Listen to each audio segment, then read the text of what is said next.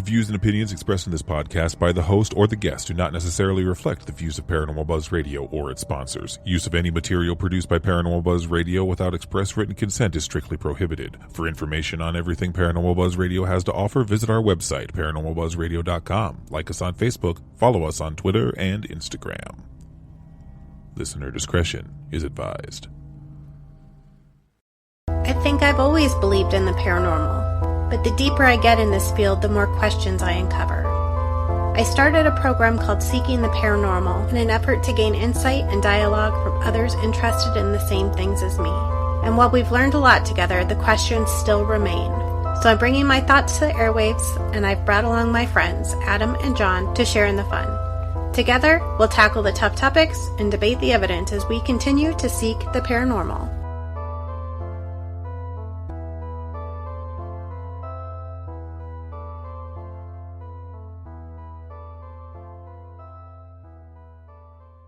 Good evening and welcome to See Paranormal. Woo! Except we're seeking the paranormal. Oh yeah. Cut! Take two! Action! Alright, welcome back everybody. Thank you for joining us again. This is going to be episode 11. And it occurred to me today that I, at some point, failed to introduce my co-hosts. At some point. I used to do it, and now I don't. So, with me... It's all about you. I know. With me, as always, is John and Adam. What's up? Hello! So, before we hit record, we were just talking about how we haven't really done any investigations lately, and we're all kind of ready to get out there and get doing it. Especially because Halloween season's here. But that's the problem. All the places that you do normally go to investigate have, like, the Halloweeny open house moneymakers. So. Yeah. I mean, and we're no exception. Granger House is doing 2 flashlight tours in October, which will be our last ones of the season. So if you listen and you're in the Cedar Rapids metro area or anywhere actually that you want to come investigate the Granger House with a group of people, not by yourself. It's also cheaper, $25 a person. Flying from Las Vegas. Yes. Yes. You can do that. So you can find the Granger House website at grangerhouse.org. And once I get the flashlight tours up there, by the time you hear this, they should be up and you should be able to sign up if you're interested. But you were talking about how you've got, John, you're prepared for your next investigation of the Granger House. Yes, our plan is, we've been there quite a few times now, and we've seen the same kind of things going on. Now, here's the good thing about, scientifically, if you can predict what's going to happen, that means usually you're onto something. So me and the group are going to grow up. Grow up? That ain't going to happen. I was going to say, when's that going to happen? Yeah. I don't like adults. So... we're going to draw up a list of what we think is going to happen and put also around a time when we think it's going to happen and see how many of those hits. Now, if we get a lot of hits out of that, what we'd like to do is leave that list at the Granger House next time someone investigates and see if they get the same results. It's an ongoing experiment. Yeah. Do you think that takes some of the fun away from it, though, or is that the fun in it for you? Because I know you're like super science. I like it. They don't have to do it if they don't want No, to. I mean, you kind of figuring out when things are going to happen. Does that take the fun out of it for you, or is that kind of the fun in it for you? That's the fun in it for me. I mean, I guess my question will be to other groups, without being snarky or anything, but, you know, there's only so long you can sit in a dark room with a K2 meter waiting for it to go off and going, ooh. Yeah. You know, you got to start doing something else. So... you know, I mean, it's fine for the first few times you go there, you experience it, and that's good. But if you're going to keep doing it and keep it fresh, you've got to find other approaches, and they've got to make sense, you know. So, you know, that's where we're at. I mean, we've gone in, we've done the basic stuff of, you know, that you see on the shows. That's how everybody starts, I think, anymore. But if you dig deeper and think harder about it, you start thinking, well, you know, you've got to...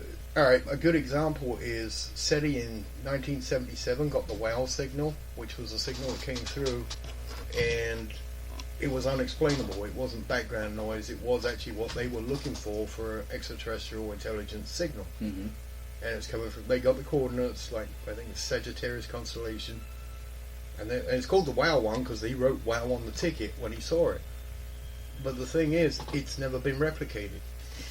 So, the point being is, SETI got the signal they wanted, but they couldn't replicate it. And it happens to most ghost hunters. They'll go there, they'll get their picture, they'll get their EVP, but you got to go back and replicate it. And not only you got to replicate it, other people have got to be able to go there and replicate it.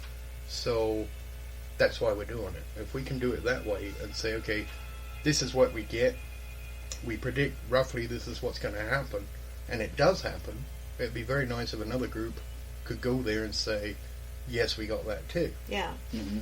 Yeah, it's the whole repeatable experiment. Yeah. Idea, come up with something that's repeatable. It's hard to disprove that. It's kind of like my recipe for curry. I'll make a good one, but I can't repeat it. I don't love curry. Really? No. You've probably never had a good curry. I'm probably not ever going to try it again. So, we're good. So, I have been, don't tell my husband, buying books lately. And I'm so bad because, I buy them and I get really excited. So, I, start reading one and then I'm like, shit, I've got to go back and finish your book that I'm supposed to be reading. Got a real one now, though. I know! I'm so excited! Did you sign that? I can if you want me to ruin it. Christ. Yeah, you're going to have to. Well, we'll have I can't to... write. We'll do it afterwards. You can. X. But like a big girl now, I am finding all kinds of books in the physics section at Half Price Books that are related to the paranormal. I'm super excited about it. Have you read... I know you've been busy with your own finishing book 1, continuing with book 2. Have you read anything good lately? Yes, I have, actually. I am 3/4 of the way through a study in near-death experiences, which is really, actually quite interesting. Yeah, I bet. Actually, the interesting part for me isn't all what they explain, because, we've read 1,000 reports of those if we're into this field. But what's good is she went into what the people were like after they had it. Yeah. And how much people actually change after it, to a degree where they get divorced, lose their jobs, pack everything up. Wow. That's huge. Yeah. And then they and a lot of them run off and become doctors in this, that, or the other because they feel that they've learned enough and they somehow retain it that they can actually go off and do stuff like that they've never done before, which is kind of weird. So, yeah.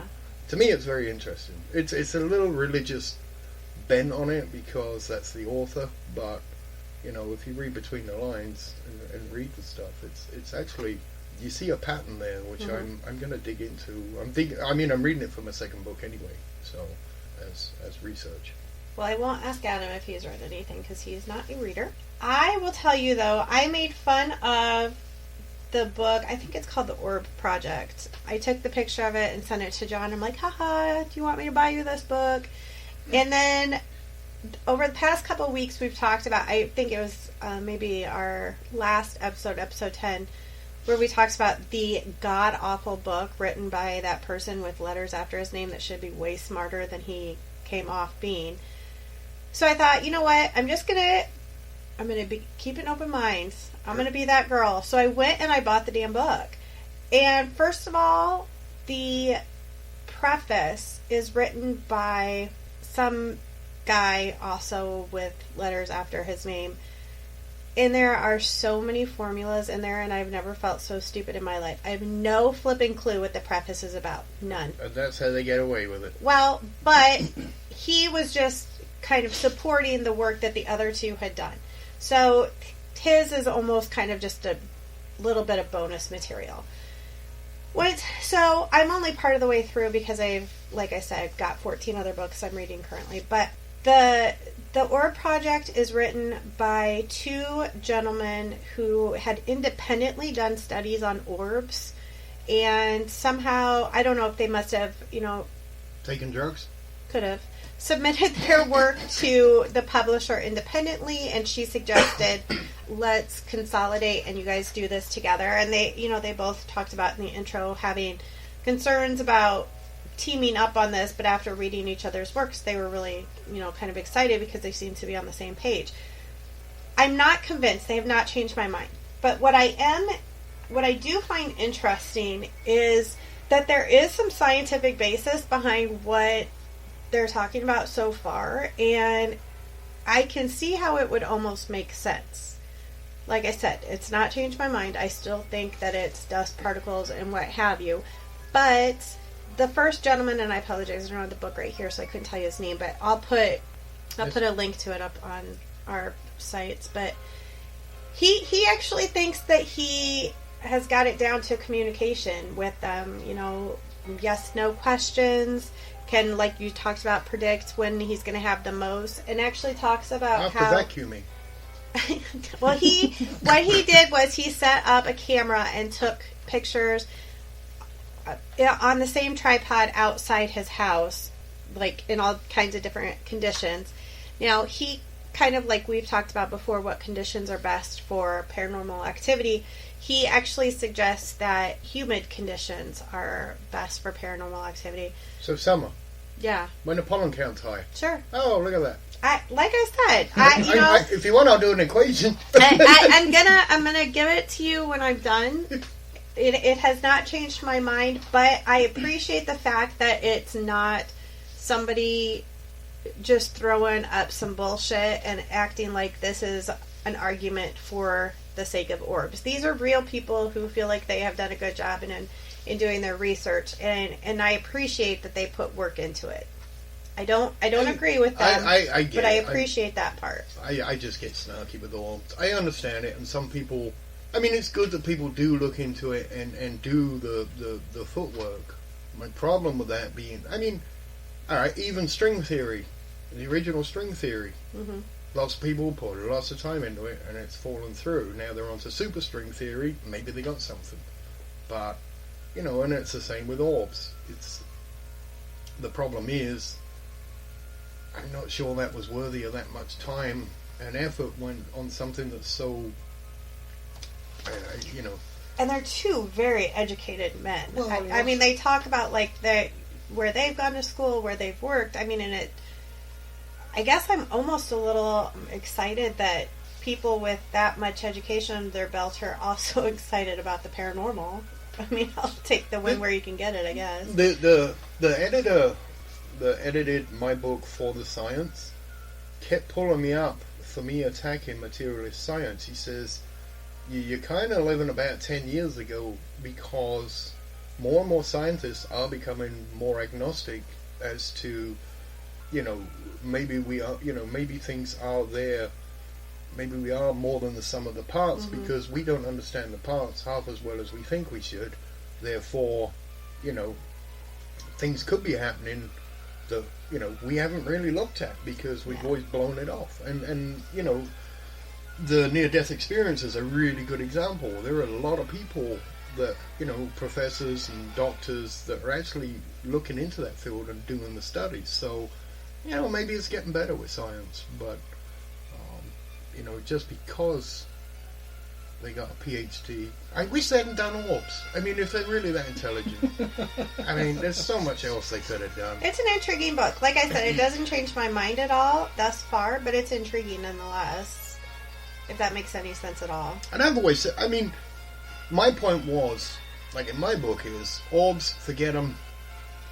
Even if they are 99.9% dust, and that there is a small particle of truth in there, and sometimes an orb is an orb. There are so many freaking pictures of them out there. You would waste your time going through there trying to find the real one, and if you did find the real one, how would you know it? By looking at it. Well, and that's, you know, we've talked about that before. My opinion is an orb exists only if you see it with your own eyes, not with the use of a camera. I see those all the time. I'm serious, because, and I don't know if I have to go to the doctor or not, but when I go out my front porch at night and have a smoke and it's dark, I can see green orbs going around the outside of my eyes. Now, I know that's me. I'm not going to go, ooh, I got fairies following me or anything. I hope you're not having a stroke or something. Well, I don't know. The left side of my face is getting numb. No. Besides, I had one this morning. Good. Sweet. I will say there have been I believe I said that out loud. You better knock on wood, actually, is what you need to do. Edit. There have been a few occasions we've been on investigations and we have actually seen balls of light, like Borley, the Borley Church one. That's what I would consider an orb. Yeah. They physically saw lights that shouldn't be there that had no other explanation. To me, that's an orb. Yeah. But, like I say, most of the stuff you see posted or as evidence, they're not. It's dust, or it's, it's an insect, or it's pollen, or anything else that's going to reflect. Even if you don't got a light, they reflect off infrared. I mean, it's still a light source reflecting back to the camera that's designed to catch the light source. So, I'm more for where there isn't light. So shadow people, to me, I can go with. Because what's blocking the light? What's stopping it reflecting back? But things like orbs that reflect back, lots of things do that. It'll be interesting when we go to Waverly next year, providing we get our group organized before the end of this year, to figure out a way, because I can tell you that when we were there, I did not see a lot that I recall that indicated to me the presence of shadow people, but that is one of their biggest claims. Now, I should preface that. When we were in the death chute, there was something going on. I guess by I call him Rick Sucker, Mike Rick Sucker's categories, that would be like maybe the mist or the wisp, because it was very kind of formless and almost smoky, right? I mean, what was the guy's name that gave us the tour? I can't remember. I don't know, but I really liked him. Yeah. I mean, he kind of described it amoeba-like, and that's a perfect. And at the time I was like, what? But then when we were sitting in there, that's exactly what it looked like. Yep, just kind of something floating and. But there again, I don't know that we really had anything going except maybe a digital voice recorder. The nice thing is now you can do the wrist digital voice recorders that don't have lights on them, which makes it impossible to know if it's actually recording or not. No, I got one. Oh. It's awesome. Okay. It's got an on-off. As long as you flip it to on, it blinks 3 times, and then, and then it... Because I just kind of, I don't know if it's on. Yeah. I'll leave it on, and then when I got home, and they record for like 18 hours straight. Awesome. So, yeah. Yeah, so, I mean, I'll be interested to see what we can come up with as far as experiments for that trip go. And that actually is a really good leeway into what our topic tonight is, and that is equipment. We have a topic? I know. It's weird. I thought we would talk about what we're using, what we have used, what we hate, what we like, and what ideas we have, whether it's been created or not. Now, if you listen to us on Chase Paranormal, you know that Darren asked us if we could make a piece of equipment, what would it be? So we've already kind of broached that question, but I want to kind of talk a little bit more about it, get a little bit deeper. Plus, someone listening to this may not have heard Chase Paranormal. That is true. That's right. And then shame on you, you should have been listening. Let's start out. I don't know, you want to tell me what your favorite is, what you first started using? Let's do basics here. What was the first piece of equipment that you purchased? Probably a K2 meter would be my guess. No, camera. Camera was probably the first thing I purchased myself. Without you. A video recorder? Yeah, a video camera. Yeah. One that took tapes and said night vision. Yeah, because we thought that meant that you could see at night, and you can't. Because night vision doesn't mean shit, even when you use an infrared light. You still can't see it. It's got to be infrared. Yes. Yeah. Well, I learned that the hard way. What was the first piece of equipment you bought? Actually, I bought a bunch of stuff. When I decided to do it, I went to ghoststop.com because I didn't know anything else. Mm-hmm. And I bought the little ghosty meter, which is an EMF meter. I've seen loads of them. They're like bright orange and they beep a lot or anything. I got one of those, and then I got an infrared. It's like a Chinese knockoff of a GoPro camera, which actually I still use because it does take good stills. But the video on it lasts about 10 minutes and it's out of battery. But if you take stills with it, it'll take crap ton on them. So, and they're infrared, so that's good. We got that. We got the BP thing. I bought a movement detector off Amazon. You know, the kind of thing where it goes off if people come in your store. Mm-hmm. So we got one of those. And I think Oh, and digital voice recorder. Yeah. That was it. That was our... We're going ghost hunting first trip. Mm-hmm. I always try to get creative with our equipment, and especially when we first started. So I had my digital camera, like click camera, and I know we took that. God, we must have had a digital voice recorder when we went to Farrar for the first time. Yeah, I think we had one of those cheap, like $25. We did, ones. yeah. But then, we got motion detectors too, like the ones that they use at the store. You have to like kick ours to make it go off. My new one's awesome. It shouts at you in Chinese. That's fantastic. Beep.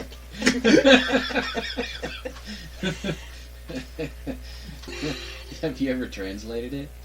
No, I don't think I want it. I'd just be curious. Get Probably, the fuck out. it's probably saying, number 22, 40 minute. Where you with?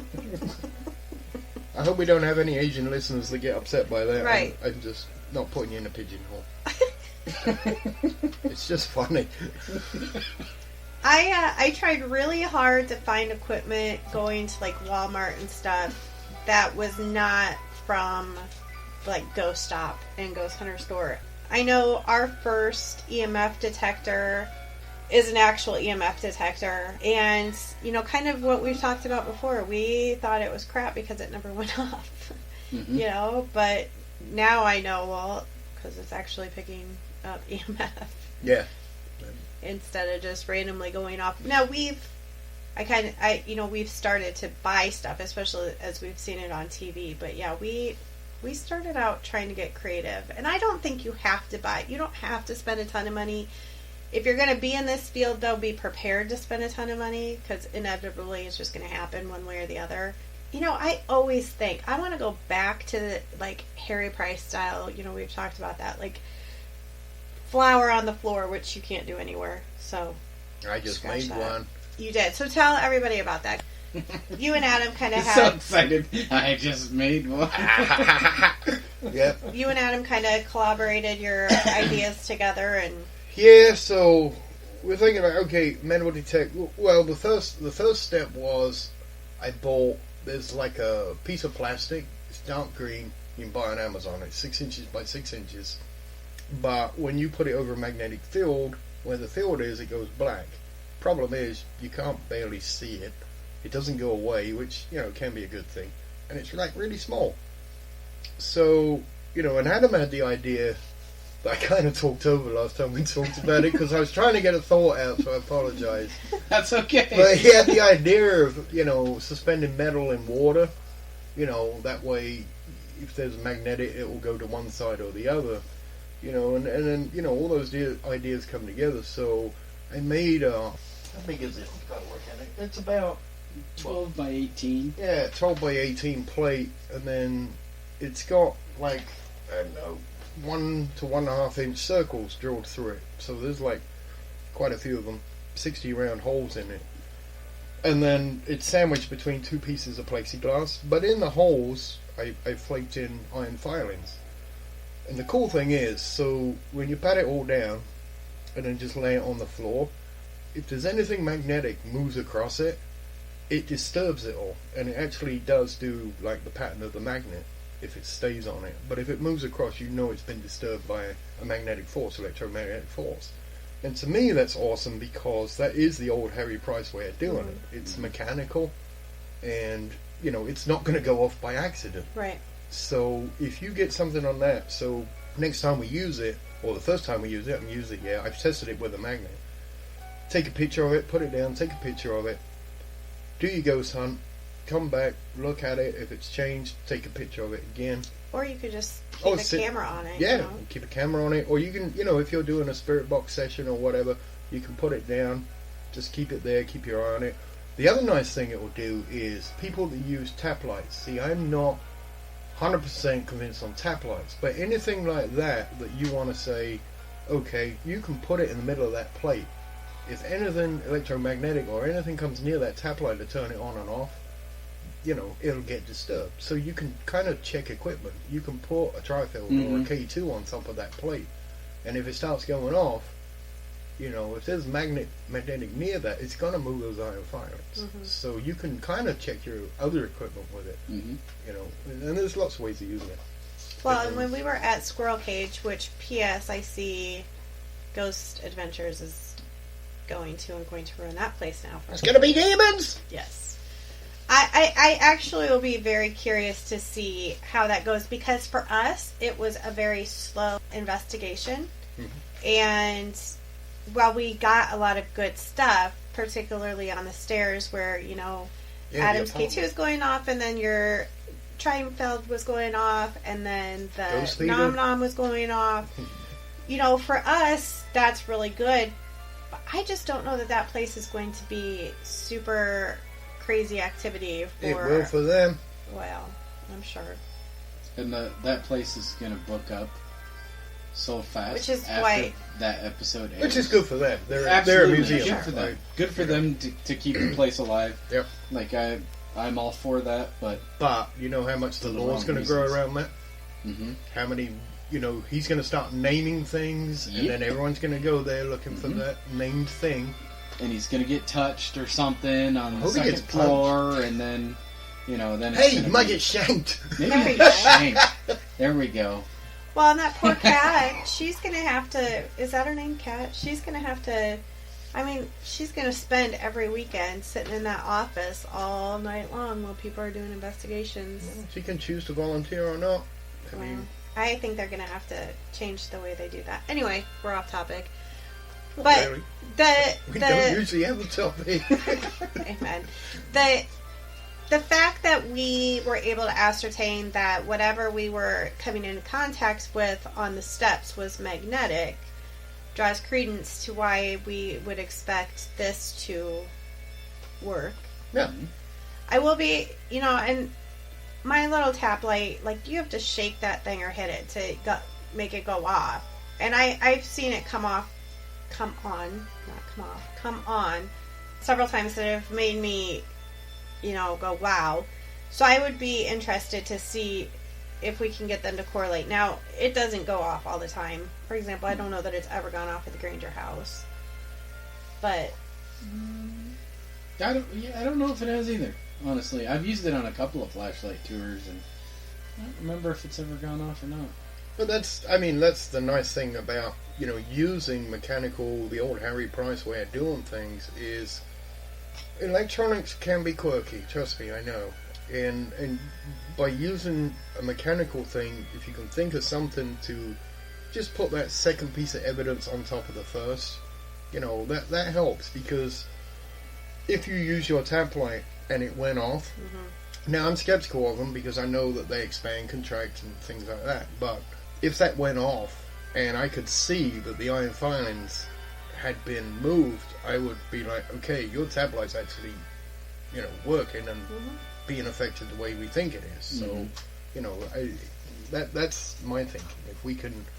If we can have more mechanical things like that, you know, I mean, it doesn't all have to be mechanical, but they're more trustworthy. But I can also see a lot of groups not liking them because they are harder to influence.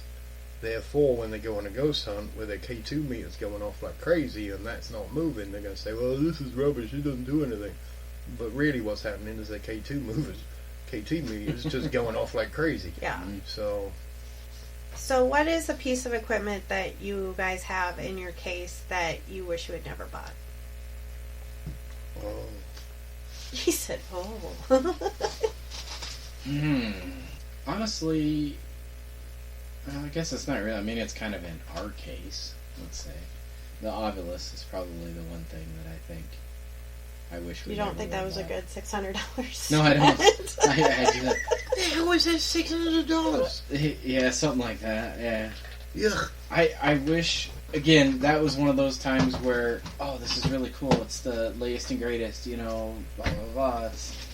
And so here are the things that it does. It was great, you know, we thought, oh, this would be really awesome, but... No, allegedly does. Yes. Okay. Sorry. We don't use it very much, number one. Number two... I started turning it on.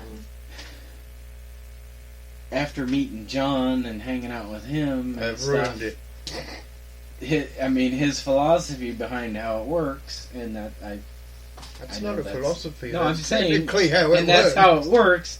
I have to agree that it's definitely something to be very skeptical of. Now, it has gone off a few times. I mean, probably a handful, where it seems like it's kind of a legit thing that's goes with what we're talking about or the question that we've asked, but it's kind of few and far between. But maybe, I don't know, maybe that's not a bad thing either, that it's few and far between. Because we talk about that too. Sometimes nothing happening is a good result. Mm-hmm. But that, just for the price that we spent, I think. I would think that money could have been used wiser. So, I'm reading the card you just gave me. Mm-hmm. Jesus. And I haven't got my glasses on, so... I wish you guys could see how far away this man I is know. holding this paper from his face. If his arm was 3 feet longer. I might be able to read it. I have cheaters in here. Words, okay, dictionary mode.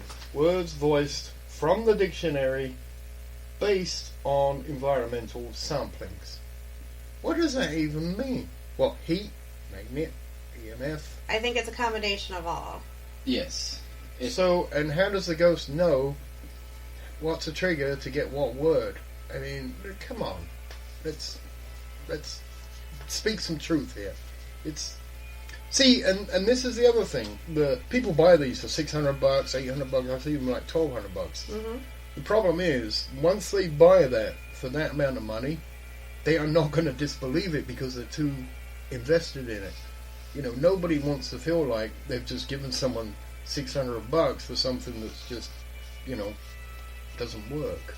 You know, and I'm not attacking anyone. I'm just going into the psychology behind it. So, and it's also thrilling. You know, you're walking along and it says, "Oh, coffin," because I know that's a word that's programmed in there. Mm-hmm. Why would you program coffin in this? I mean, the only words that are in there are the words that they put into it. The ghost isn't. I will say saying I have words. heard Bill Chappell say that occasionally it will say words that are not in the dictionary. According to him that built it and selling it for $600. Yeah. I'm just relaying saying. to you I what know. it's I meant to know. be. I'm not. You know. I have to take the counterpoint. You know, it's. I will and, say. And how's that possible? So now, no, okay. So let's take him at face value.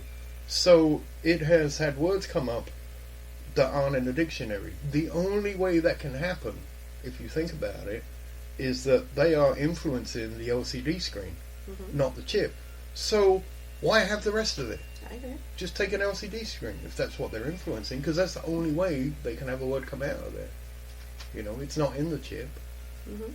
So what's the rest for? If you're going to follow that thought and say, okay, what he's saying is true. Yeah. Or am I wrong? No. You're both looking at me like I'm you're just- gonna I'm throw not. me out. I'm not disagreeing I'm with not, you. in zero parts of me disagree with you. I don't have an argument for anything in there. It's probably one of the least. You like using it though. No, And we hardly it's ever fun. use it. I mean, quite honestly. And what I typically will do is I will turn it on to dictionary mode. I will set it down, and you'll be lucky if I look at it until we're done the rest of the night. But that's what everybody does with it, because I doubt very few people use it for the yes, no, or the movement, or everybody wants the words. That's what Yes. they buy it for. The problem that I have noticed when I've seen some people that do have them and use them is they carry them around with them. Mm-hmm.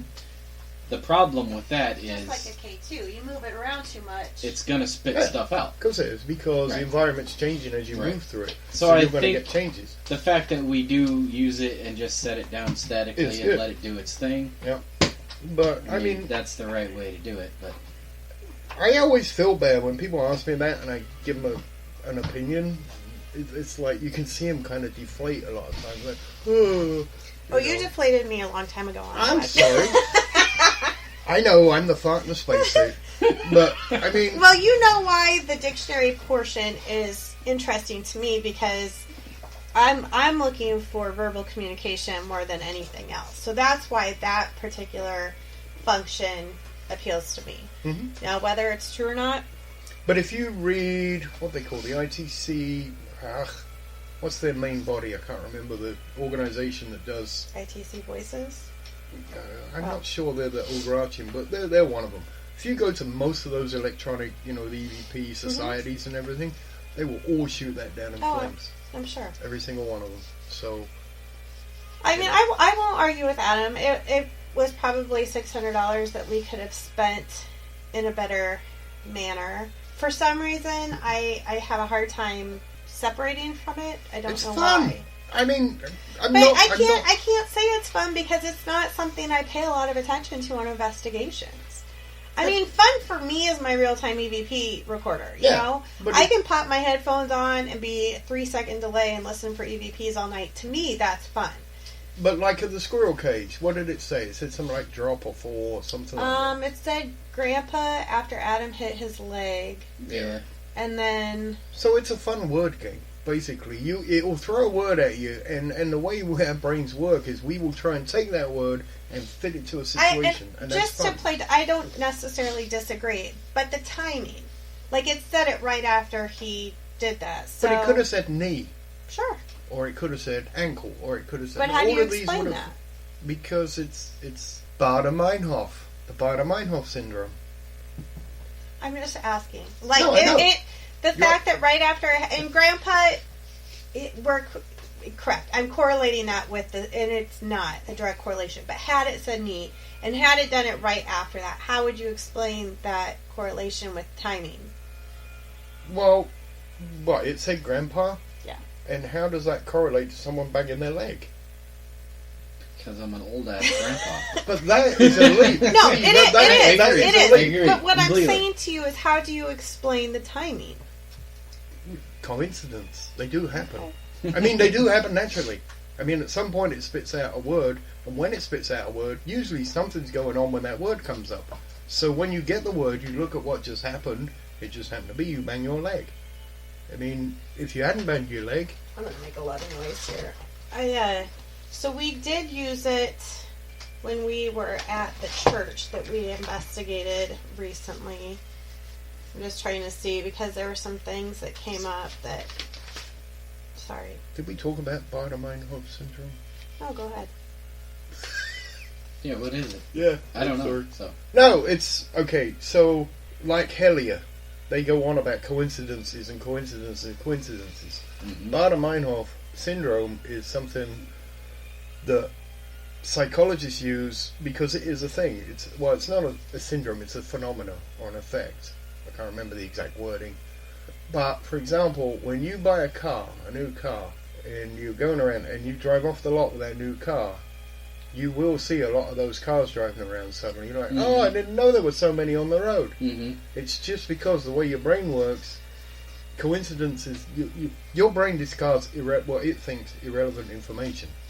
If something becomes relevant, it will put it top of mind. Mm-hmm. So you buy a new car, your car is top of mind, you'll start seeing a lot of them. Mm-hmm.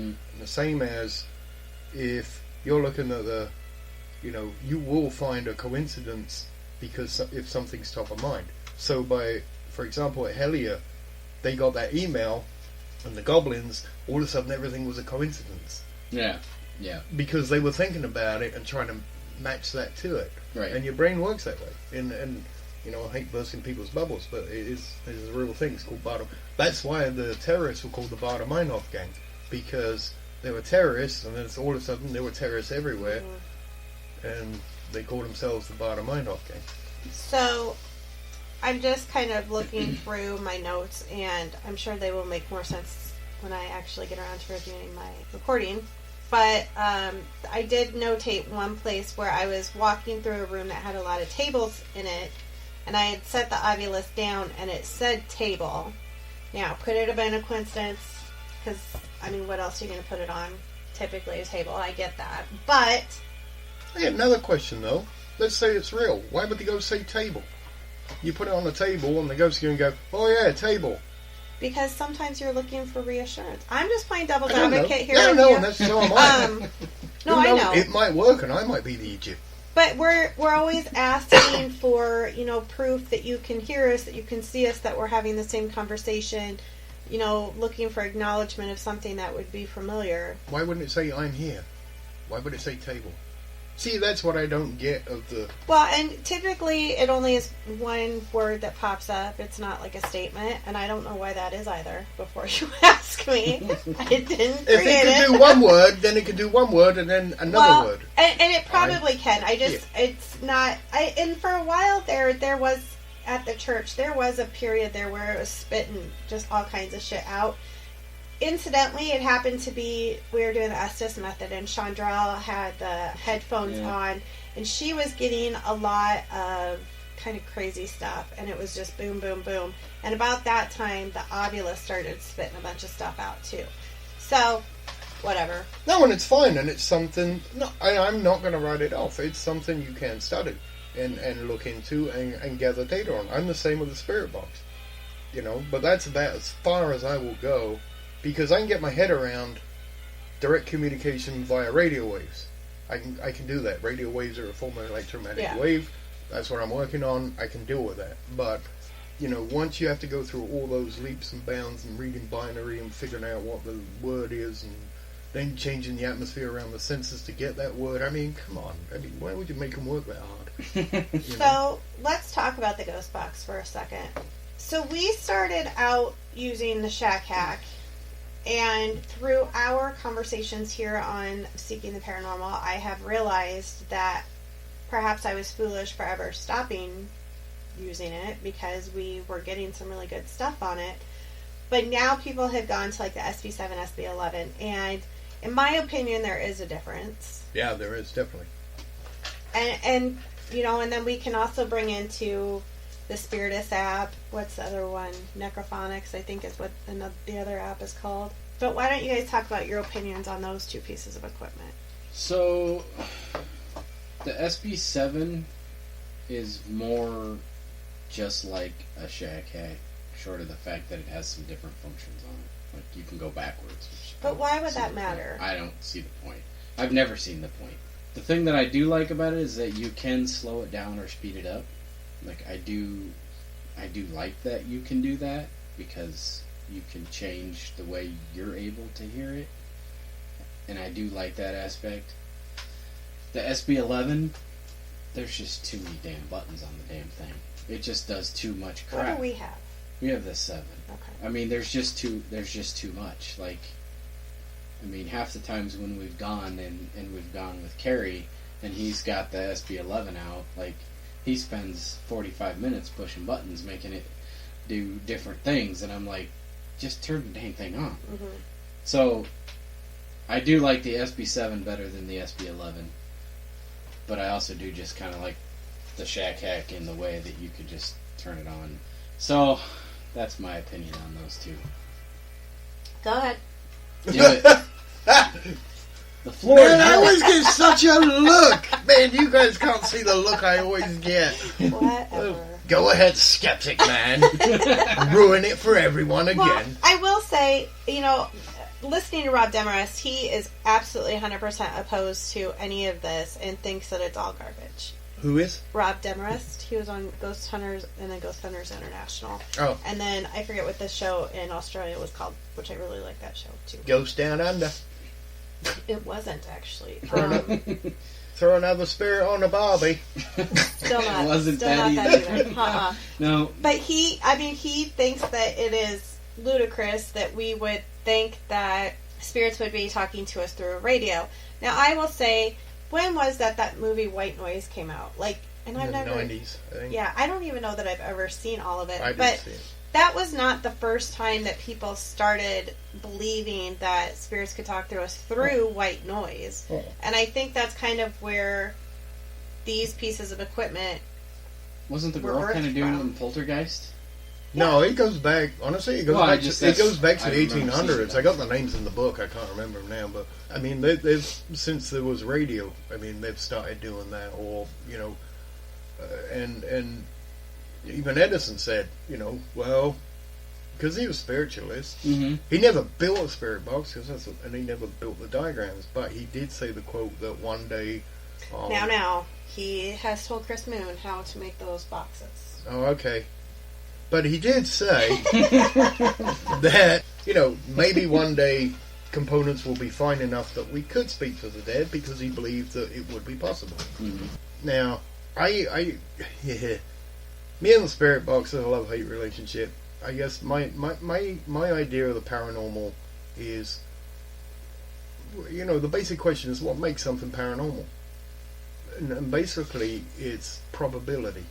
It is. Because, it probably doesn't exist because if it happens a lot, we have evidence, empirical evidence, and then we know, okay, it probably exists. We might not be able to describe it fully in science, but we know it's there. We've seen it. We've observed it in a way that now with paranormal, from UFOs to Bigfoot to ghosts, people have seen them, taken pictures of them, but are they really what they seem? Mm-hmm. Probabilities are not, according to science. Mm-hmm. That's what makes them paranormal, I guess.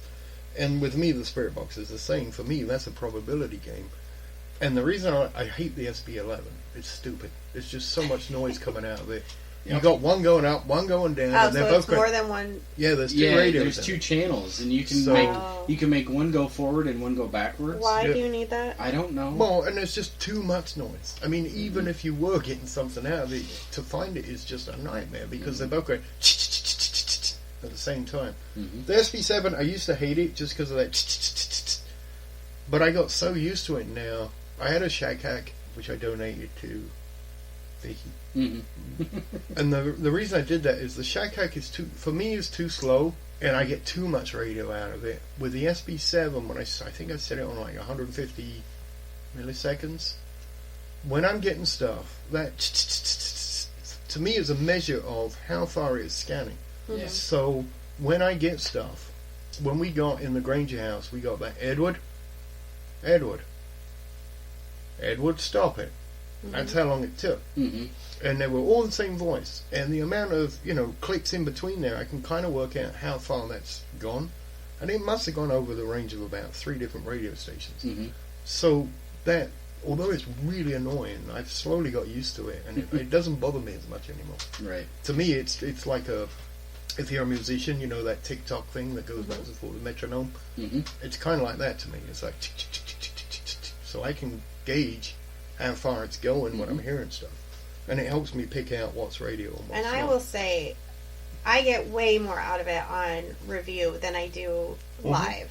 You can pick stuff out live, but on review... Oh, it's hell live. Yeah, but, I'm used to looking for EVPs, so, you've got 4 hours of audio just looking for EVPs.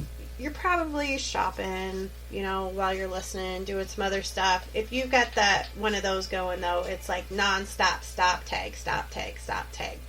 Now, the one thing that I question, so when we were at the Waiting Theater in Toledo, we used the shack hack, and that's where, we've talked before, we got some gentlemen who gave us a lot of detail about their lives, and we were able to actually find them in census records.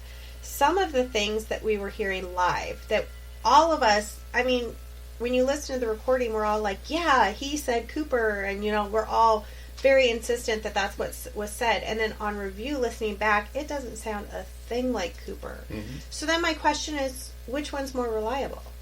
Live or the recording?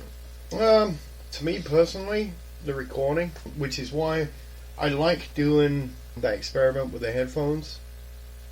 The downfall of that, it's good that the person saying the words doesn't get the pareidolia audio. For sure. The downside being is it is really hard to catch them live. So they're just saying words that they're hearing.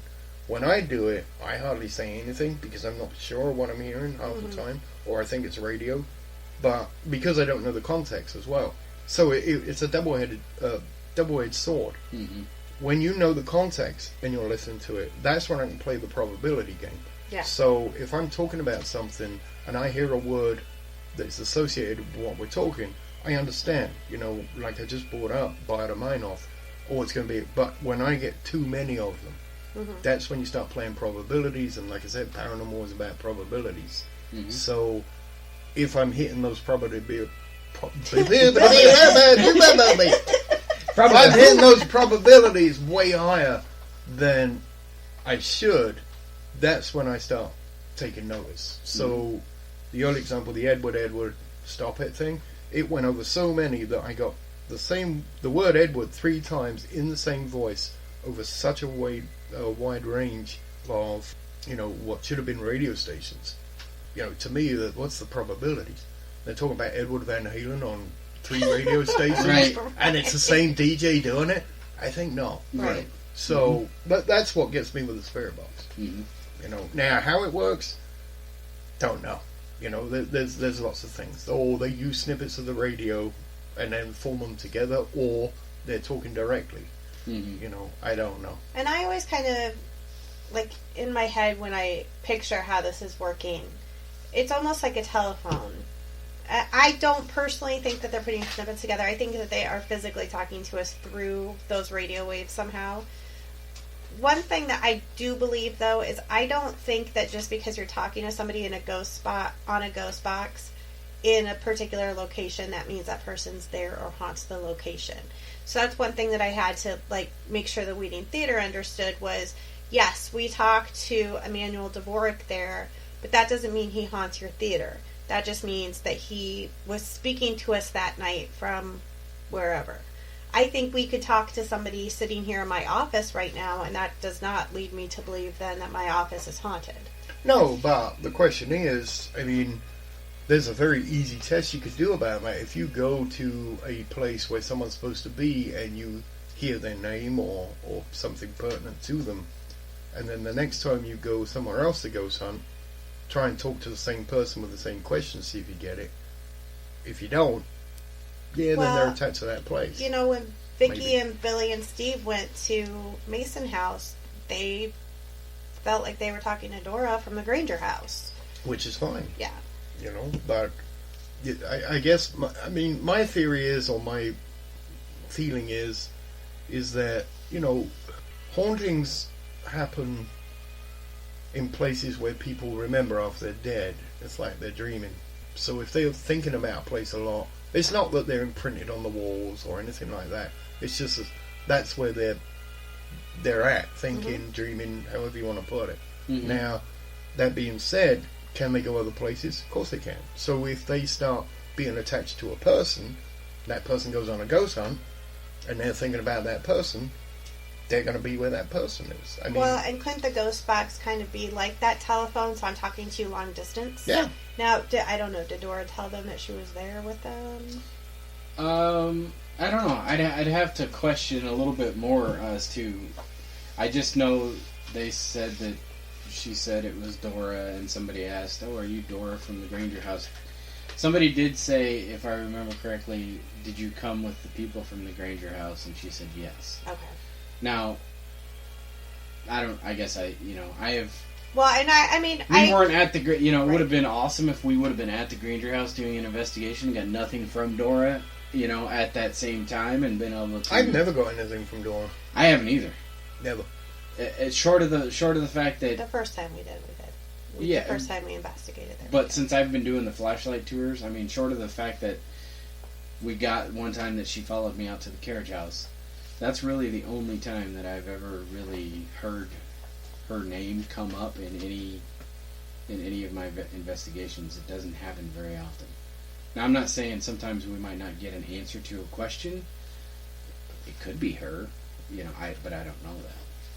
No. I got German back, but it was someone talking German to Dora, but I've never got anything from Dora. Oh, we in got... English or German. She said spank in German when that first time we were there.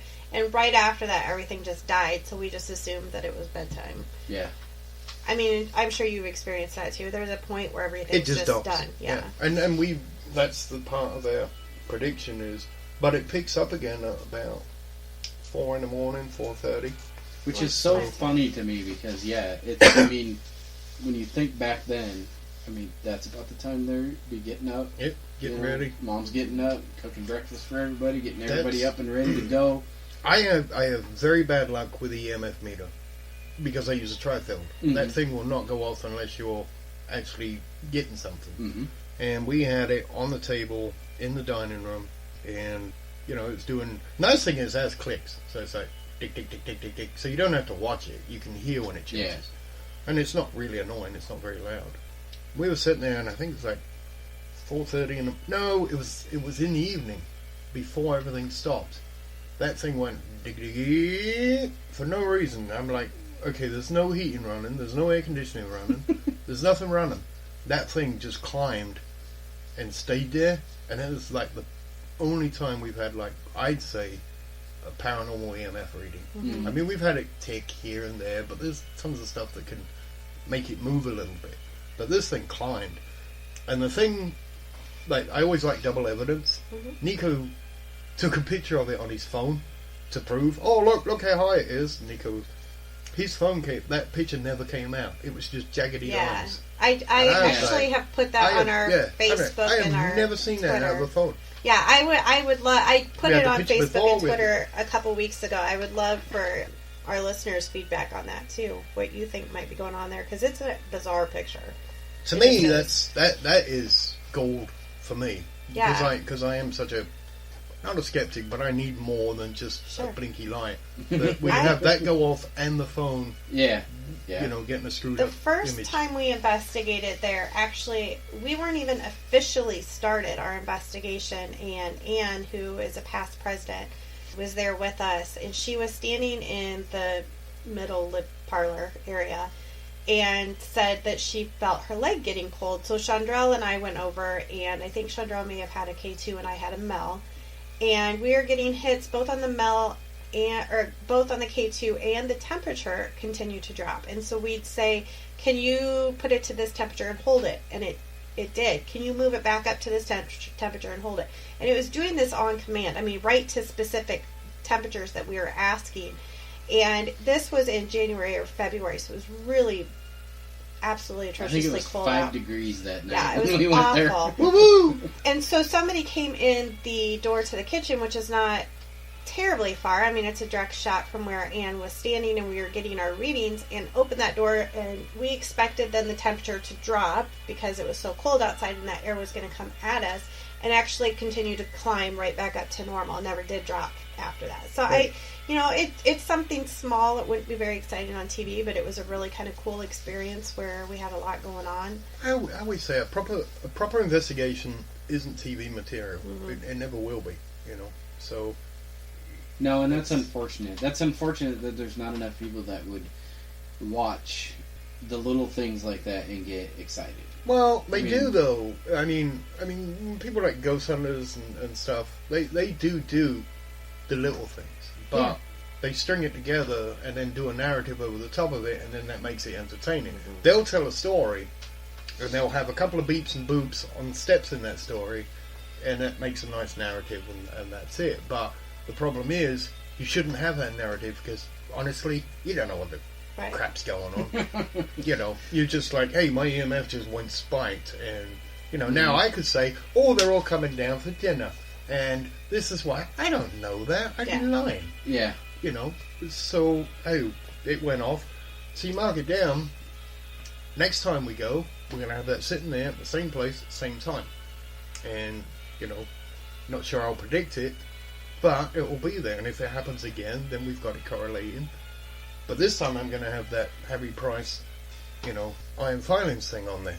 Yeah. So We'll have to, it's the HP meter. I just named it for you. no, I've got a name on it. Hang on, let me go look. I etched it. I etched it. EM Field Finder. Okay, fair enough. By WTF Paranormal Investigations EM Field Finder. Oh, I've also got that yes or no thing. Yeah, I'll take pictures and I'll put those on our Facebook and Twitter as well so you guys can see what they've built. One thing I just wanted to mention, I know we're off the topic of the ghost box, but the first EVP that was recorded during while somebody was collecting bird calls. Mm-hmm. And that was the first time that, I forget the person's name now. It was a female. No, it's a guy. Was it? Yep. Can you look it up? No, I believe you. There's a female about that time then who did a lot of research into it. He heard his mother. I can't remember his name either, but he's collecting bird calls and his mother talked to him. Yes. But that, obviously, then that's an EVP like recording now. But people then would start to utilize white noise, creating the white noise themselves to try to catch EVPs. And I think that's kind of where the ghost boxes have come from. So I don't think it's so crazy that we think we're talking to dead people through the radio. Like we've all said, who knows? I feel like we've gotten information that I would never have had any other way of knowing before. So I'm pretty sold on it, but it could come out someday that this was all a big fluke and I'm a fool. No, and I guess the crux of the matter is, which is my sticking point, why I become devil's advocate, is that's all fine and good, and I'm the same. I do the same thing. I'm like, well, I think it might be this, but you've got to have a theory of, well, yeah, but how does that work? And if you haven't got that, you're missing a foundation to put that claim on, if you see what I'm saying. So I could say, yeah, I talk to dead people through a microphone. And they're like, well, how does that work? And if you haven't got a clue, or at least a theory, and if you have got a theory, then you better test it. And then have data to say, yeah, because whatever your data is and what your theory is. And that's fine. And if that turns out to be wrong, I won't feel like an idiot as much, because I've actually had good data, and if someone brings new data in and says, well, that's not true because that's that, then I'm like, oh, okay. And then off we go again. We can revise everything. Okay, so what is the piece of equipment that you have in your case that is most important to you? And I think I know the answer for both of you, but one of you go. Go. Adam, you go first. Oh, for the love of Pete. Come on, shit before the shovel. Wow! Okay. And on that note, how the hell do I follow that? Love you, brother. I haven't used that in years. Got me all confused now. I like my shovel. I would probably say the SLS is probably my current favorite. Because I can't explain how it works, why it works. And I don't know that really necessarily anybody can explain how it works necessarily. But we've gotten good results with it. We've gotten legitimate results with it. We've gotten results that I don't think are just programmed into the digital dowsing version of the SLS camera. Now, we do have another one now that I'll be able to use and maybe be able to correlate the two together and see what happens. Not a digital dowsing. Our own version. You mean one that we don't have to mortgage the house for? Right, right. I don't have to sell my kidney again. 'Cause he should have joined the Ovilus and the camera together, and then you could have stick people that swear at you. That'd been cool. Fuck you! Middle finger!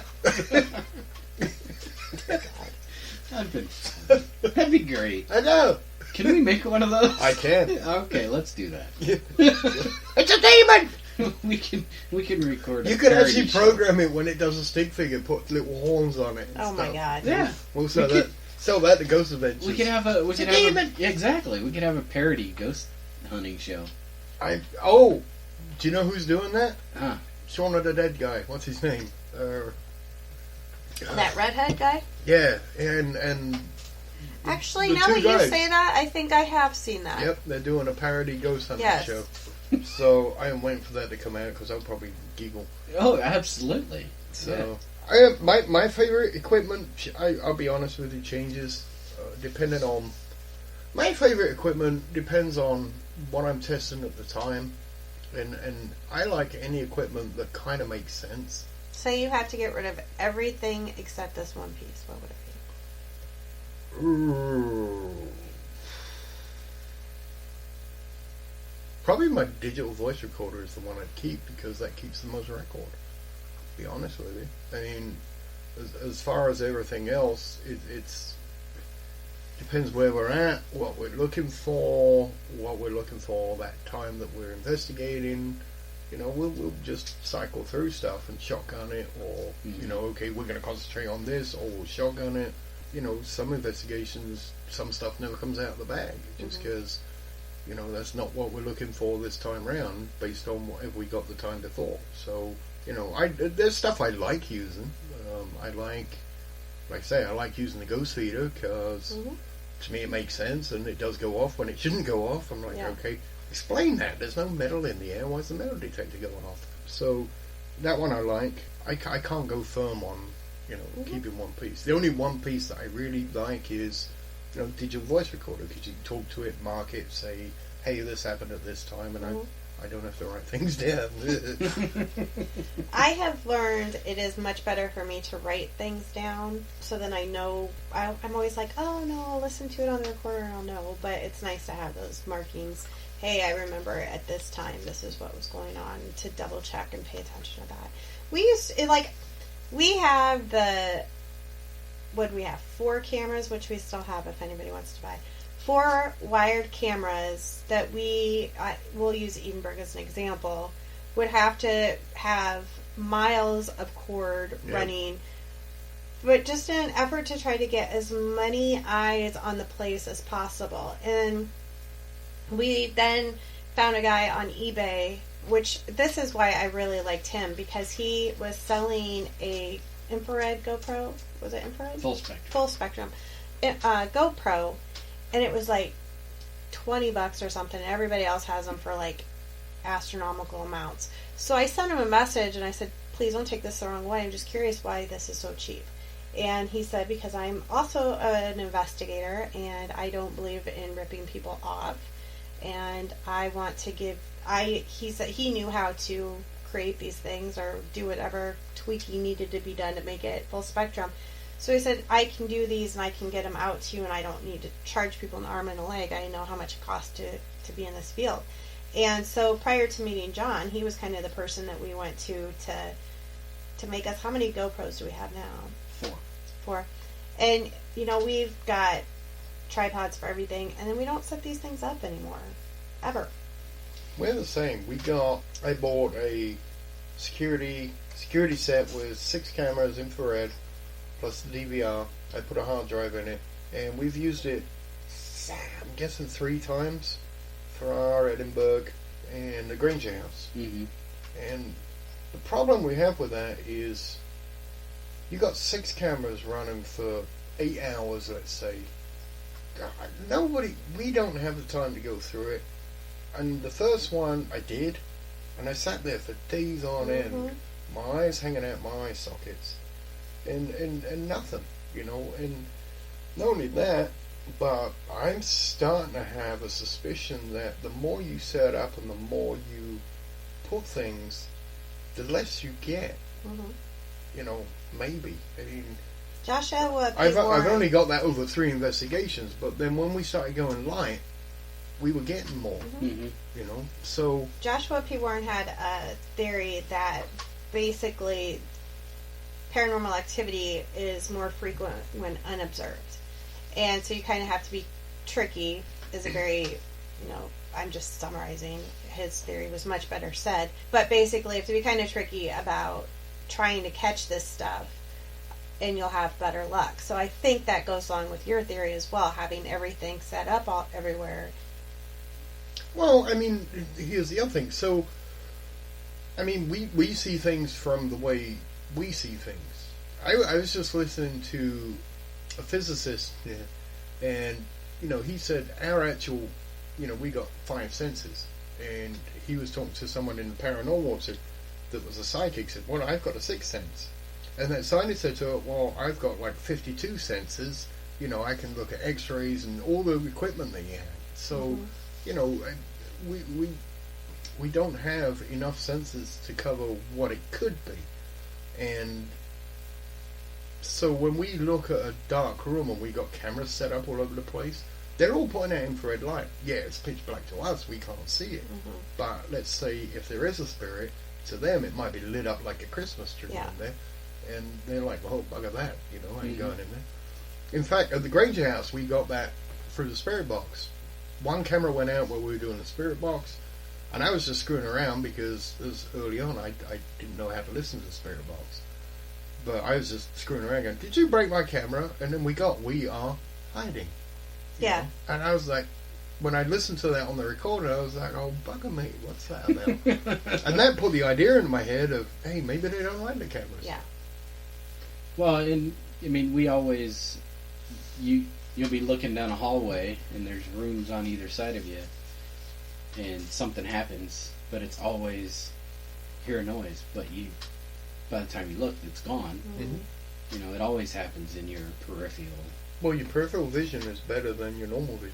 Absolutely. Well, as far as movement goes. Yeah, and there are some groups who do the command central and have somebody sitting. And I suppose if you've got somebody who's willing to sit and not investigate, just sit and watch screens your entire, then maybe those are not a terrible idea if you're. But that's what Ghost Adventures does, you know. So. Well, but for I mean, we set them all up and we do 20 minutes on, 20 minutes off. But when we were off, we were in the central where the monitor was, and we were looking at the screen. So you can kind of mix and match. God, the amount of time it would take to do those. One thing that it took to set especially the wired cameras up was watching the footage. Yeah, well, and that was Adam's, and Adam's not good about watching his videos. Boring. It's mindless. You've got a camera pointed at a door, and you have to sit there and watch it for 8 hours, and then hey, I'm gonna look at the next camera, because if I have more on one screen, and I've tried it, I'm thinking, oh, was there movement down there? And I'm pulling it back, and no, there wasn't. Oh, something was up there, and you just backwards and forwards, and you got to do 8 hours of that. Mm-hmm. So you end up watching one camera, and then I usually put it on like 2-speed, just so you recognize movement more too, if it's on faster. But even then, you still got to watch one camera for 4 hours. You got 6 cameras out of there. Who's going to do that? Because I can't.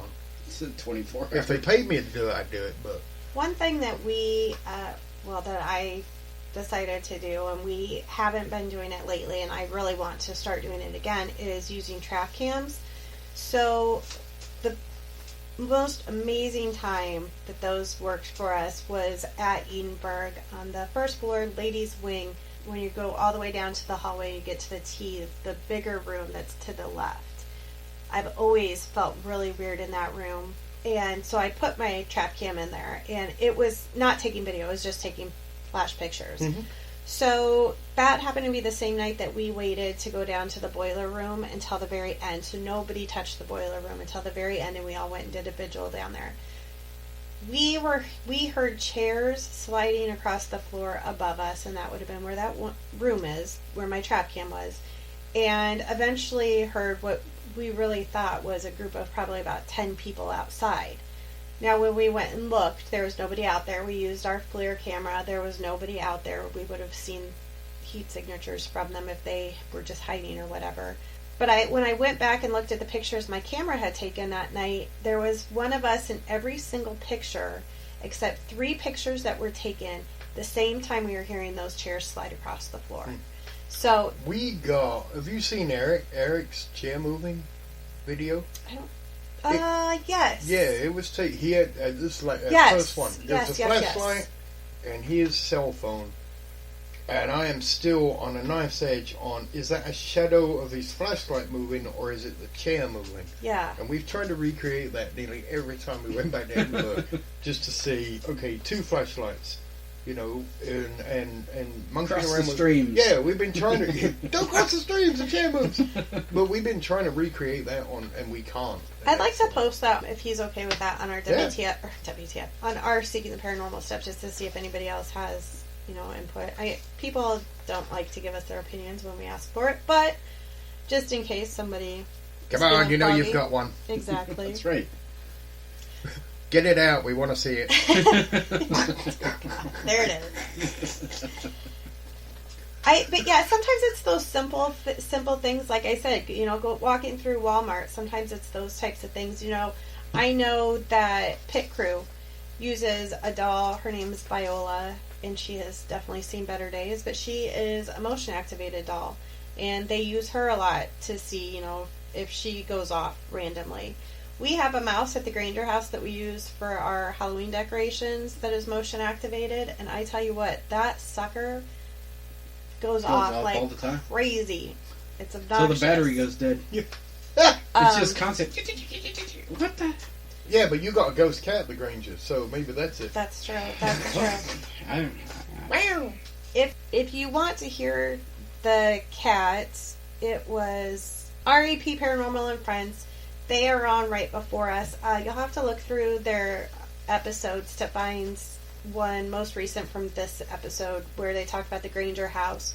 Not only do they have a whole lot of swearing from the carriage house, but they also have recording of the ghost cat. So that's kind of cool. Meow. Yes.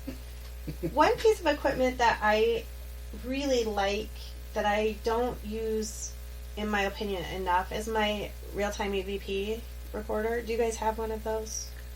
I mean, what do you mean real time? I mean, so you're on. You can set the delay. I usually do about 3 seconds, but so you're basically reviewing your audio in real time.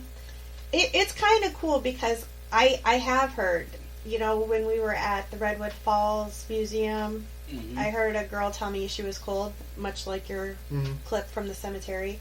When we were at the Underground Railroad Museum, I heard a female while we were getting some history on the place. So it's cool when you catch stuff. And I mean, we got the Tascam. I can do stop play. I mean, but we don't.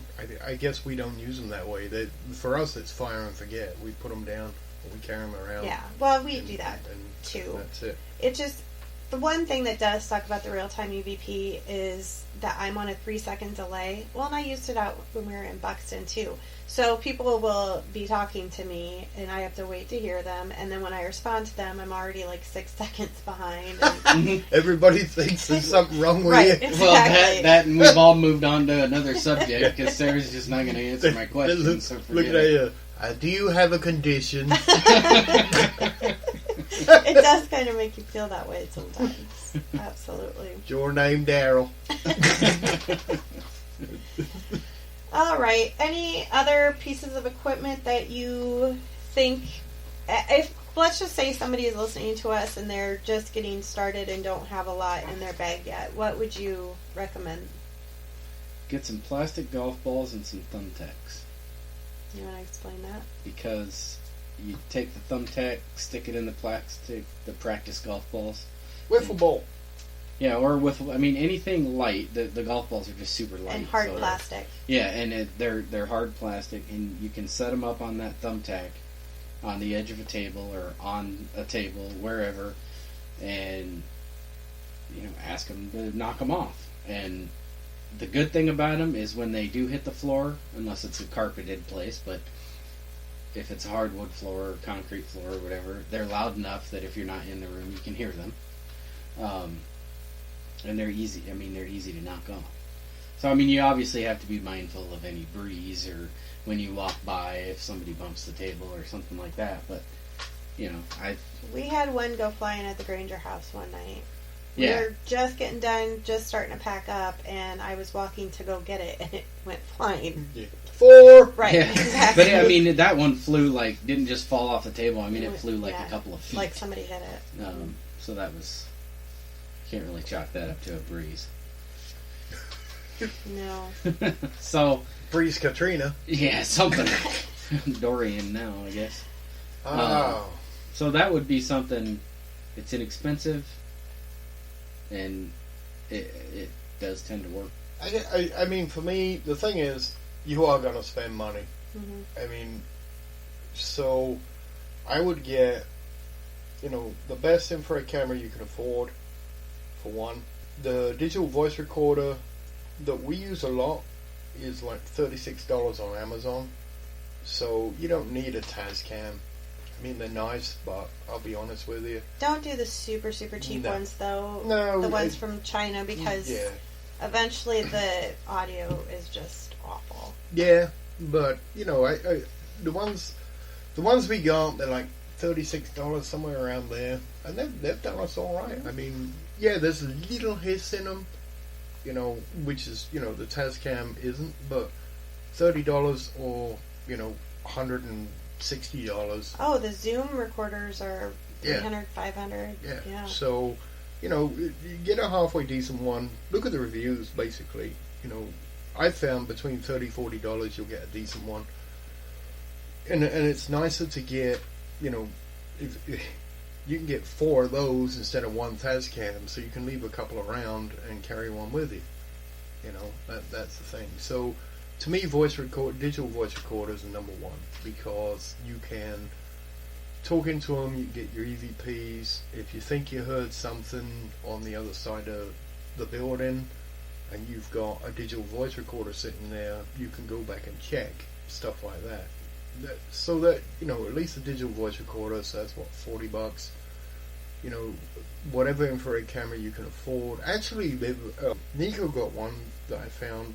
It's one of the ones we first had. It's Chinese, it's a little handy cam, but it does infrared, and those things are like, what, $60, $70. Mm-hmm. Yeah, they're not the best, but they do pretty good. So Yeah. if you're starting and you want to keep your investment low, I do those. And it's got a microphone on it, so you're digital recording again. So, Yeah, and I don't think you have to spend a lot of money right out the gate. Make sure this is something you want to do before you do that, and then you can start spending money. The one thing I will say, before you buy a piece of equipment, have a theory that you want to test, or what you think ghosts are, or how they interact, and buy accordingly. If you're out there to make a YouTube video, and I'm not saying this snidey, I'm just saying if that's what you're really doing, to go and make an entertainment video and go and experience, and like a lot of people do, buying a K2 is fine. If you're actually going there to try and get data, then what are you getting data on? Think about it. So do you think ghosts are electromagnetic? That's fine. Buy a compass. I mean, that'll go off if you're wandering around and something goes by you. You buy a compass for like $10. That's another thing that we've got in our case that sits now, unfortunately. That's minimal data, though. I thought about that, but the problem with the compass is, even if you're walking around and it spins a little bit, the reason I like something else, I want to see that magnetic field and try and find out how big it is, or how fast it's moving. A compass isn't going to do that. But if, like I say, if you're first starting, and you don't want to buy, let's say, a trifeld, don't buy one of the little cheapy ones. Save up and buy a trifeld. They're not really that expensive. You can pick them up for like $80. If you go get one of the ghost stop ones, those are 30, 40. So, just wait and spend the extra. But, a compass will do at the beginning. If you're just starting out, have a compass, and if you want to check for an EMF, put it on the table where you're sitting. If it starts spinning, you got something. So. What would you tell people to stay away from besides the static meters from Paranologies? Yeah, but they're not the only culprits. I know they're all not. over the place. I know. I'm so mad at myself for having spent museum money on those, and I can't let people use them. I can't sell them. You can if you want to entertain them. I mean, no, really. I mean, think about it. Are you offering, honestly, people, especially just walk-ins, are you offering them an experience which is entertainment, the same as the haunted houses everywhere else, where you go in and actors run after you? Or are you trying to, on a flashlight tour where you have walk-in public, are you trying to make them into paranormal investigators over the course of 4 hours? I guess that's my feeling. I'm not trying to... I will say I'm not trying to turn anybody into a paranormal investigator, but I don't want somebody who is interested in doing this and like, hey, this is the first time I've ever investigated, and okay, hey, I'm going to let you use this piece of equipment that I know is going to go off randomly. And then they have an experience, and then they get involved in it, and then they realize later, well, that piece of equipment that you gave me was junk. But we all go through that, is the point. I go to Ghost Stop and pay a lot more money to figure out, after numerous experiments, that, hey, this is junk. You know what I'm saying? I mean, I don't know. I agree, I just... No, it's you should maybe... I'm not saying what you should do, I'm sorry. I guess an idea would be, the flashlight tours are entertainment. Maybe. Is what I would do them as. And then, if you actually want to, you got your paranormal groups and you rent, and they go and they do it properly. And maybe what you could do is say, here's flashlight tours, and kind of say that these are for entertainment. And then maybe do a ghost hunting thing where, okay, this is not going to be as fun if you don't actually want to. You know what I mean? Yeah. I mean, I don't know. I mean, but it's a tough tough seesaw battle Mm-hmm. with. I'm trying. I do always preface when I talk to people about the flashlight tours that it's nothing like you're going to see on TV. Zero parts of it are going to be like what you see on TV. Could be, though, if you bought that kind of equipment. Oh, that's true. Exactly. I mean, yeah, I could. So that's the point I'm trying to make. Yeah, no, I know. Yeah. I mean, I could set things up and make it that way. Absolutely. No, with that, I just give them the equipment that goes off on the blink of a hat, and they'll be like, "Woo!" One of these days, somebody's going to bring their own equipment to the flashlight tour, and it's going to be one of those. Maybe. All right. So, what would you say stay away from? Any camera that says it's night shot. And has tapes in it. Yeah. And is sold by Adam on eBay. You see all these cameras and they say night shot, so you think, oh, okay, that'll work. That was the thing, and I can't remember. I think it was because their exposure could go down to capture light. Yes, and it would capture. Yes, Yeah, you could. better. It slowed the shutter speed down enough that it was able to catch minimal amounts of light, but that doesn't mean that it can see infrared. Plus, you get all blurry if you move it. Because the shutter's very open so blurry long. because the shutter's so slow. Yeah. So definitely, that is definitely one thing. If you are looking to buy a camera, now I have I think it's a Bell and Howell. Mm-hmm. It's a little small camcorder, and it has night vision, not night shot. I say that Infrared. Yes, and it actually has a little infrared light on it, so you know that it can see the infrared light.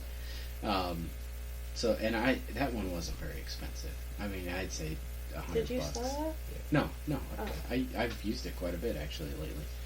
I'd say it was like $100, and then we bought a bunch of batteries that we could keep throwing in it. Yeah, and that's the other thing is... And SD cards. Yeah. So, a lot of them take now huge SD cards. So I think the one we got for Nico, the basic camera was like 80 something. I think he went up to like 100 there was a package where he got a much better microphone, add-on microphone for the top that goes in the flash thing, and then like 3 extra batteries. And those batteries last on that one. Okay, it's kind of, it's not an awesome camera. It's good enough though. But the batteries last like 45 minutes, but you get 3 extra ones plus the one. Mm-hmm. You can run nearly 4 hours on the thing. Yeah. So, and that's good for $100. Mm-hmm. Stay away from voice activated recorders. You don't want that. No. EVP sets them off, but it's too late. Right. Exactly. Exactly. Yep. I recorded nothing. Honestly, my idea is I've spent enough on crap. Try and think about the theory behind what they're selling. If the ghost has to jump through hoops and do all kinds of magic to make it work, it's crap. Or the other thing is, on the other end of the scale, if it's too, I don't want to say cheap, if it goes off at nothing, it's not going to give you any real data either. So, if they're selling anything that says Ghost Hunter on it, is probably not worth it. And I'm sorry, but that's the way it is. Because anything that says Ghost Hunter on it is probably rigged to go off every now and then anyway, just to keep you interested. Because if you go to a place that's supposedly haunted, hey, it's haunted, so why isn't my gear going on? So that's crap gear, and you're going to give them a low review. Now, if they've got something that just goes off for whatever reason, and you take it to a haunted place and it goes off, you'll be like, hey, this is great, it detected the ghosts. That's not the way it works in the real world, though, I don't think. Mm-hmm. I don't think you need to spend money on what Tuff's saying. The portal is that, John can build you something similar. If you message us, we can... Yeah, I don't have a real job. I just sit around all day waiting. We can make you your own fun ghost box. The other thing is, if you're getting a group together, if you are new, that's what we're talking about, is new people. Try and find somebody that is... There's 2 people I think you should have in your group. One is that one person keeps up on, or at least has a working knowledge of physics. because when you go and say, hey, should we get this, the guys can at least understand a little bit how it works. The other guy to try and have on your group, if you know one, is someone that can do basic electronics, because a lot of this stuff that's getting sold by, you know, the ghost stops and everything else, really they're not that hard to build. You know, you can buy what's called an Arduino chip, which is a very easy program, and then you can solder detectors on it and speakers on the other end, and then program the chip. If this goes off, do this. Or, you know, it's very basic programming. Mm-hmm. But if you get creative with those things, you can build, you know, really good stuff out of it with someone that knows basic programming, basic electronics. So you'll save yourself hundreds and hundreds and hundreds of dollars. And you can get a hold of us, and John can help you by making some of that stuff and selling it to you. We have an engineer on our team, and the reason I really like having Kerry on our team is because he questions the hell out of things. Now, I will say, Kerry can go a little overboard, and he'll admit that. He will question shit to death. But I like that he's questioning stuff and not just taking it and running with it. So, that's my little tidbit on that. So, let's get to our picture of the day, because we started this. And Y'all we're want to sleep by now. We've been going on forever. We're always like, oh. Edit it down. Edit it down. we're gonna do 45-minute shows. Anyway, so the picture of the week is actually 3 pictures that were taken by my group. We've got a girl in our group. Her name is Michaela, and we call her our ghost whisperer because every photographic piece of evidence that we have that we believe is paranormal, she has taken. Now, I will preface this. We were doing one of the only residential investigations that we've ever done, and it was here in Lane County. The lady's house we were at, she didn't say, I think my cat's still here, but she had a lot of pictures of her cat who is deceased with all over the place, and she definitely had a love for her cat. So we believe these 3 pictures, which were taken with a full spectrum camera on burst mode. It took these 3 pictures and then it quit. It should have taken 16, I believe, is how much Chandral said that it typically takes. So it took these 3 pictures and then burst mode quit. You can see on the bed there is an EDI meter as well. And am I correct that it was at one point picking up some vibration? Yes, but obviously being in a picture, you can't really tell.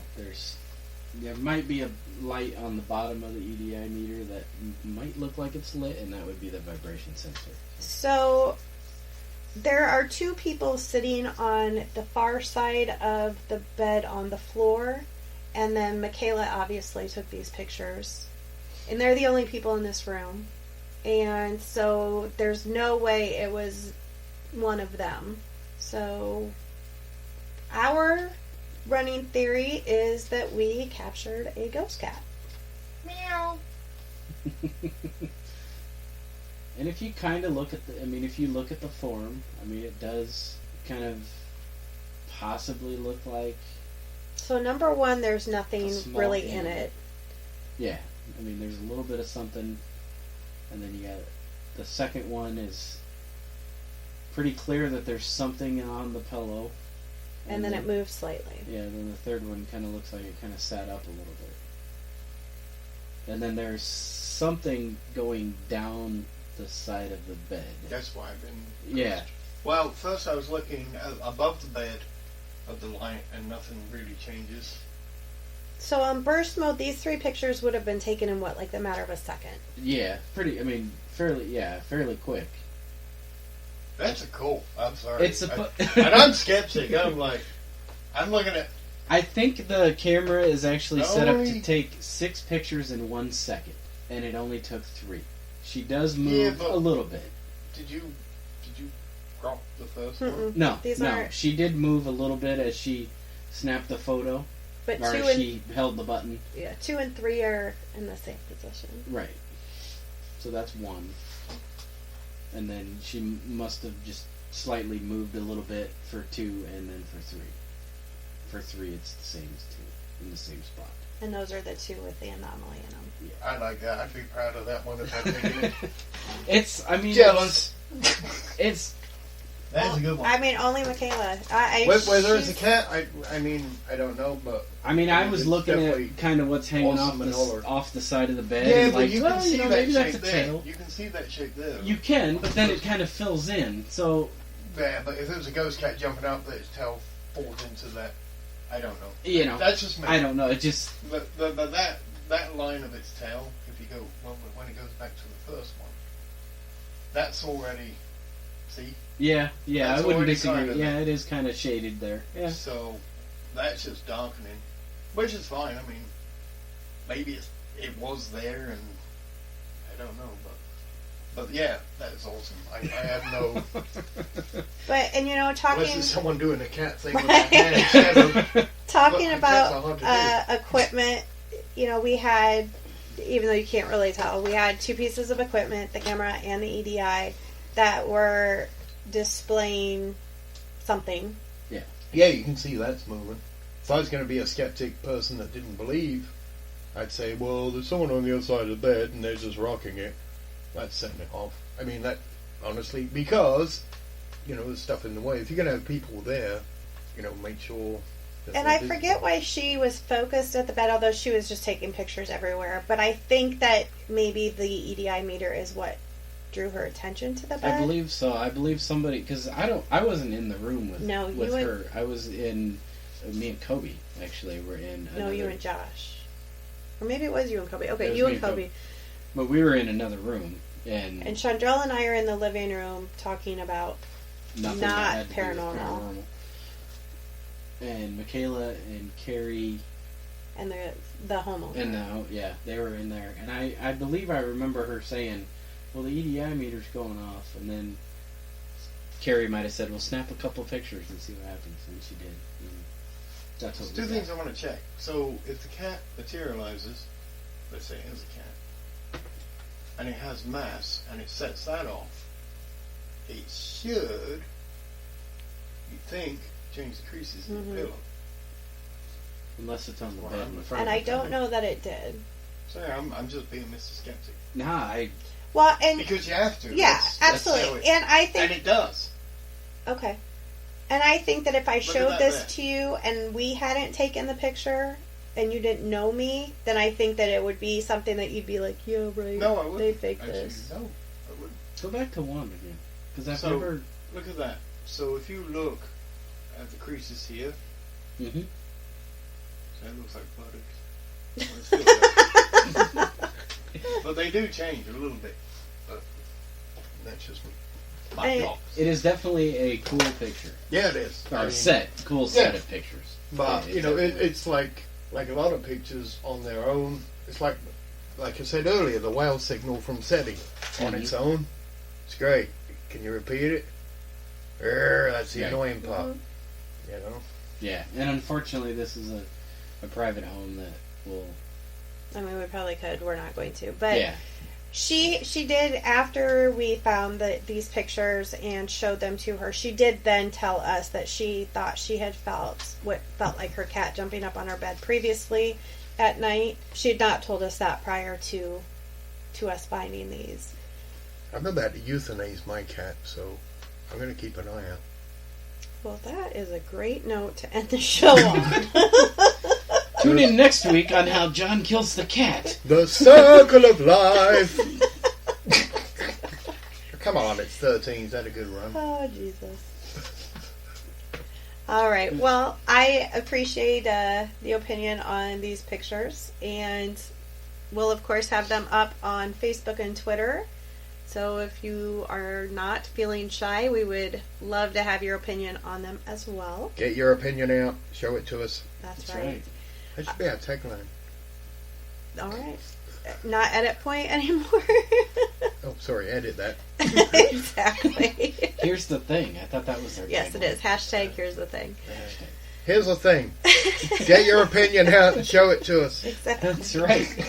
That's right. We need opinions and feedback. Exactly. So I am just going to, before we go, let you know that, what brought the three of us together, aside from the fact that I'm married to Adam, is the Granger house. And it's something... And then I married Adam. It's just a weird house. What brought us all together was the Granger house, and it's something that's pretty important to us. Number one, because we do feel it's paranormal, I guess a haunted house. But number two, because it's a piece of history. So every dime that the house makes stays within the house. And so I want to do anything I can to help, advertise the things we've got going. So in October, we've got some really cool things happening. We have a series called Something Wicked This Way Comes. And so every Friday night, we've got a special presentation. So the first Friday in October is going to be WTF Investigations. Woot! They're going to be doing the Haunted Granger house. And they have investigated it more than, probably we're the only ones who've investigated it more. And Why aren't you doing it then? people are tired of listening to me talk, seriously. And I don't talk, so there you go. But we're excited. They've got lots of great evidence. I hope that they're going to show us, or data, sorry, Shay. They've got lots of good data that they're going to show us. Proofs! Ironclad proofs! Right. And I think it should be really entertaining. It's admission for all of these is just $10, so it's super cheap. The second Friday is still TBD, and then the third Friday, I'm really excited about that one as well, because we'll have Jason Haxton, and he is the original owner of the Dybbuk box. So if you've seen the movie Possession, which is a great movie, he actually owns the original box. And while I'm not sure that he really buys into paranormal stuff, because, his brain works a lot like John's, there were a lot of strange... Who said mine worked? Right, well, amen. There were a lot of strange happenings that happened around that box. I will spoil it. He did eventually give in and sell it to Mr. Baggins, although he does not have a very high opinion of him and did it very begrudgingly. Money, money, money. He did not want to. He got tired of the phone calls. Yeah, but money helps. Oh, absolutely. Absolutely. And it would be interesting to come and listen to Jason, because Mr. Baggins is advertising that he'll be opening the box on Halloween for their special. So didn't they already open it? Yeah, it did. It has been opened. He has not. Well, why is it different?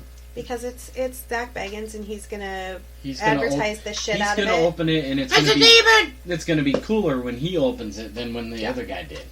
Yeah, well, because especially if you got insomnia, because Zach you might actually go to sleep. Probably gonna do it with his shirt off. Oh my god! Anyway, really, the last Friday in October. I'm gonna see his nipples. The last Friday in October, we will have Anne Rogers, who is our past president, also British, so, she's got one of those voices you can listen to for hours, but she is going to talk about... Oh, yeah. She is going to be talking about grave robbers, which will be absolutely entertaining. And then we'll have 2 flashlight tours at the Granger house in October as well. So that is all the great things that we've got. So if you are anywhere near us, please come, support the house. It all goes for a really good cause. Plus, you're going to get to hear a lot of really great stuff. Here's the thing. Hashtag. If you don't support the house financially this way, you will have to come in and support the roof physically. Yes. So, what would you rather do? Hold up beams or just pay a little bit of cash and get entertained? Yes, we are trying to raise $30,000 for a new roof because it has to be cedar shingles, and they are not cheap, my friends. Nope. All right, well, that will do it for this episode of Seeking the Paranormal. If you want to see any of John's videos or posts or anything like that, you can find him on Facebook. Or Pornhub. Oh, okay. Oh. No, that's not true. Edit points. Nope, stay in it. Oh. You can find him. Somebody plopped my eyeballs out. I don't ever want to see that. Oh, come on, baby. Dear Christ. That's why we're quitting right now. You can find him on Facebook at WTF Investigations, and then they've got a website which is also WTFinvestigations.com. Yep. Okay. You can find me on Facebook under See Paranormal Sarah. It's SEE Paranormal Sarah with an H. And you can find all 3 of us on Facebook and Twitter under Seeking the Paranormal. So until next week, my friends, keep seeking out the paranormal.